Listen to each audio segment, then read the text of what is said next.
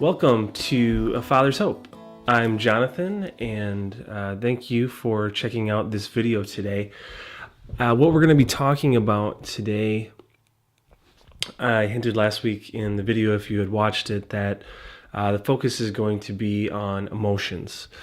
And I just thought this was a really important topic to talk about, just because, as if you're a parent who's been through a miscarriage, you lost a baby, it could have been before the delivery, after the delivery, whenever it happened, we all go through a multitude of emotions. And what I really wanted to focus on today was talking about specifically the breakdown's going to be, since there's so many different emotions that come with losing a child, that I don't think just doing it in one video, because I don't want to make the video 2 hours long, that we could focus specifically and break it up into parts and do a different focus each week for just like maybe 3 or 4 weeks to focus on specific emotions.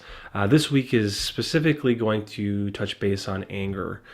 And, obviously there's a lot of list of emotions. There's anger, shock, numbness, disbelief, fear, sadness, jealousy, bitterness, emptiness, despair. I mean, the list could go on really. And, but we're going to focus on anger today. And basically what I want to do is really, this video and this channel, as I've said before, is to really just help you and through the ordeal of losing a child, and wherever you are in that journey, I hope you find some comfort in the stuff we go over here today, and also the other videos as well. So let's talk about, as we break this down, just really discuss anger. Anger is part of the normal grieving process, and I think most people would probably tell you that. And everyone experiences maybe different degrees of anger as they go through it. But reasons why we can get angry, and there's obvious ones, but obviously your child died. That sparks anger just right there for a lot of people, and there's a lot of other emotions that come with that, but anger can definitely be one of them. And you're angry maybe that your child was taken away from you, and these are things that I've either heard from people or just really read about. And you're angry when maybe others forget that you lost a child. So you lost a child, you're angry about it, but maybe friends, family that you have, they, after a little while's passed, they might not even acknowledge, or they might forget that. And it's not that they're trying to do that, but that can kind of make us maybe a little angry, just because we're still hurting inside, and that can leave us kind of bitter and angry as well too. So this one for me was a reason for my anger, and I'm going to tell you, anger wasn't a big like a huge emotion for me. Mine was more dealing with sadness and frustration and stuff. But I was angry because I felt powerless. And the fact is, really, when you hear that news, I like, what else do you do? There's no explanation for why this is necessarily happening, or that you understand. So not being able to fix it, as a father, and to be able to protect your child, is feeling helpless, feeling powerless. That really is really hard to grasp. So that was kind of what made me angry. It's just like, I don't know what to do, and I can't do anything, Lord. And just, just pretty much hands raised, and just like, I'm just angry. So, but I want you to know that if you are going through specifically anger and feeling that emotion, that's a normal thing to experience. And I don't want you to think that, others don't go through that and don't experience that emotion, because it's a pretty normal one. And just, your heart's broken that's explanation enough to be angry and to hurt. What I see though is, or what I have seen is, I believe anger can be expressed in three different ways. So if we talk about anger from an aspect of an outward focus, so we might get angry when we're going through all this at a spouse, friends, family, and it could be in response because you lost a child, but then it could be because something happened and you're angry because of that. So anything that someone does, maybe it's just a little thing, it can really just spark you to maybe just get upset. And so that's one way where we can focus our anger, is the outward. Inward is also another one where we might not even be expressing it outwardly, but bottling it up inside and just being angry and just feeling that inside and just really trying to push it down and maybe not acknowledge it, but we're really just kind of bubbling at the surface. And the last one would just be an upward focus of our anger, to say, God, I don't get this. I am mad at you, and you could have done something about this, and I'm angry, and I don't understand. And I think all three of those, maybe you could experience or have experienced going through those. And I do want to say, as we're talking about this and being angry, what I want to do then is really discuss is, if we have those circumstances, that we don't let the anger consume us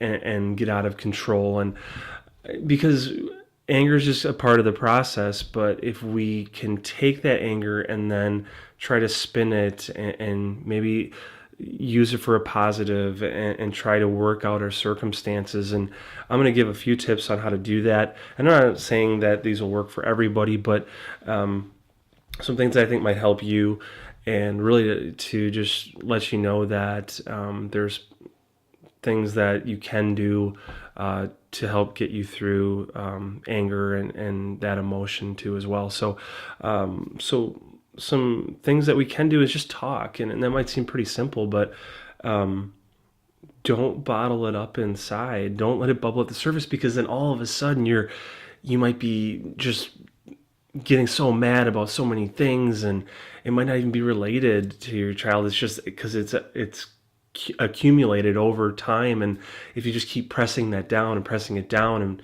and never talk about it with your spouse or friends or family, then it can really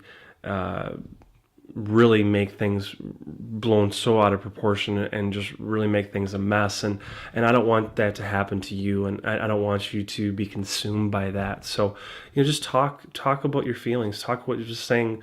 Even if you just say, I'm angry because, and then hopefully friends and family will just listen. A listening ear is sometimes the best thing that we need to just talk through things and really just get stuff off our chest to say.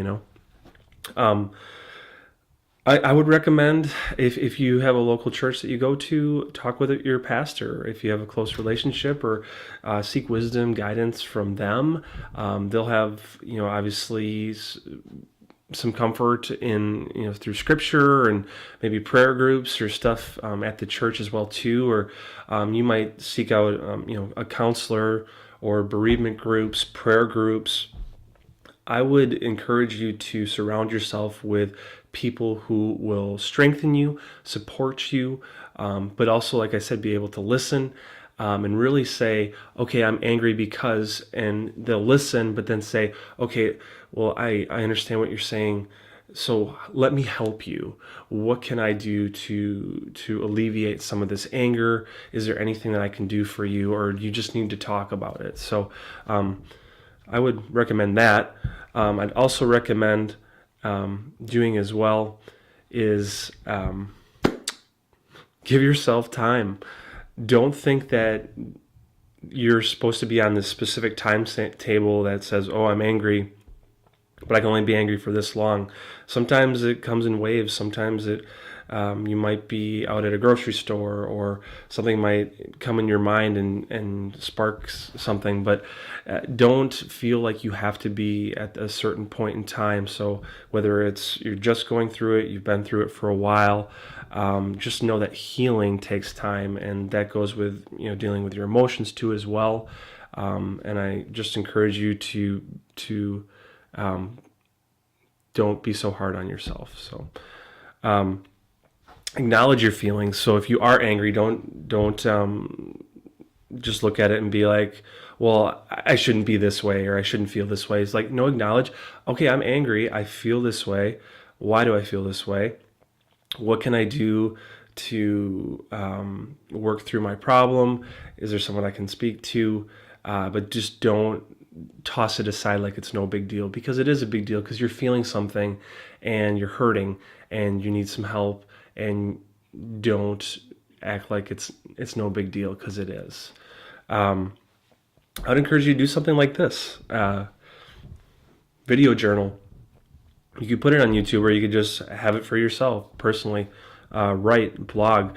If you're angry and you're feeling emotions and you don't necessarily know how to express it, maybe writing it down and just like a ton of stuff at once, and just say, I'm going to put all this stuff down, and I don't know if it's all going to make sense. And sometimes even when I'm doing these videos, I'm like, and what I'm saying making sense, but it's just talking, and it's really getting it out, because I always feel like when you're able to express that outwardly, either through an artistic way, or if you do it by writing a blog or whatever it might be, is you're really able to get that out of your system. And I think that's such a good thing, and it's really healthy. I'm going to say this as a Christian, is just seek peace from God. And that might be something that you've never even thought about or experienced yourself, but He will take care of you. And I promise you this, is that if you rely on Him and give Him everything you have and your whole heart, amazing things can happen. And I trust in Him, and it's not an easy road, but it's so much better when you have someone. He lost his son on a cross, and I think personally, just from everything I've read in Scripture, and just going through my own personal circumstances, is He's right here with us, and He's strengthening us and helping us, not just through the Word and through prayer and our experiences, but He comes through other people and uses that divine providence to really speak life into you through others, and others that might be struggling, or people that are maybe further along than you might be right now, is to really help you through the situation. So I would just encourage that. And those are just a few things that I thought of as we're talking about anger here, and just wanted to encourage you with a few verses of Scripture. And the first one's from Psalm 94:19, and it's, when anxiety was great within me, your consolation brought me joy. So just knowing that we have anxiety, we have frustrations, we have emotions, but when Christ is within us, there's a joy and a peace that can't be explained by anything in this world. So Psalm 147:3, He heals the brokenhearted and bandages their wounds. And I know that you're brokenhearted, because I was there too. And there's nothing that can bring peace like knowing God, and just knowing that He will take care of us. And then the last is 2 Corinthians 1:3-4. And it's, God is our merciful Father and the source of all comfort. He comforts us in all our troubles so that we can comfort others. When they are troubled, we will be able to give them the same comfort God has given us. And I leave you with that, just saying, that's one of the scriptures, that reasons why I do this, is just wanting to be able to be there for people, knowing that He's comforted me, and I want to be able to comfort others. And I believe God can do that through this video channel. And I just hope this video has helped you today, maybe if you're dealing with some anger issues. And then I'm going to continue this video series with emotions, but next week's going to be a special week just because it is the 5-year anniversary for Caitlin, and I'm going to do some special things with the video and just kind of give you a glimpse into the side of how I celebrate her life. And again, thank you so much for coming to the channel today. Again, don't forget to subscribe to the channel for this YouTube channel, but also if you have any questions, anything else, fathershope@gmail.com. Please feel free to send me any questions you have, or if you just need prayer or someone to talk to. So thanks again for coming, and I will see you next week. Thanks.